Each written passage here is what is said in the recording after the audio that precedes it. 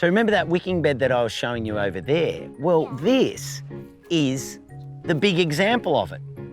So it's exactly the same. It's got the same system inside it, but this is it without the timber on the outside, so you can see what this used to be, which was a big 1,000 litre container, cut in half, and now it's a wicking bed. Add the pipe. This is like a big underground tunnel that can fill up with water, and the top of the pipe is like a roof that holds the soil up, but the water inside leaves some pipe sticking up.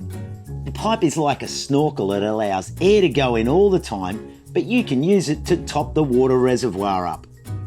Add some gravel. This is used to fill the gaps around the pipe so the soil can sit evenly on the top of the pipe and get wet. Add the fabric. This is a separation layer which keeps the soil and the water apart, but it allows the water to move up and get to the plant roots. Add the soil. The soil is where we grow the plants. Now it's time to put the soil in, just like filling a pot.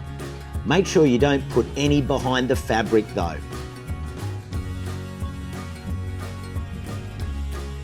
Now that the soil's in and our container is full, it's time to cut the overhanging fabric so that the wicking bed looks nice and neat. Okay, and you can see that's where you put the water in. This is where the water sits inside. We've got the soil. Yeah, well that would be, well, filling that up, that would be about probably 100 to 150 litres of water in there. It's actually quite a lot. Yeah. And that will keep watering the plants from underneath. And it also doesn't waste water. But this has to be filled up in that hole. So that goes underneath and fills the reservoir, fills the tank underneath, fills up the water.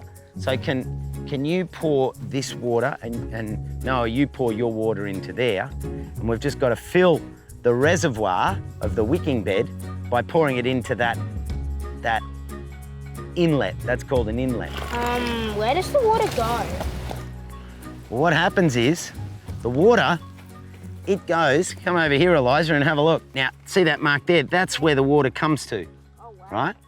And then that's the fabric layer, this white fabric, and that holds the soil from being in the water, but that gets wet and it'll start to rise up, okay?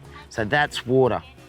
That's the water layer with the gravel in it. So every time they put water in that, it goes, the thing goes up? Yeah, that goes up, and then there's an outlet over there that when it gets to that point, it spills out.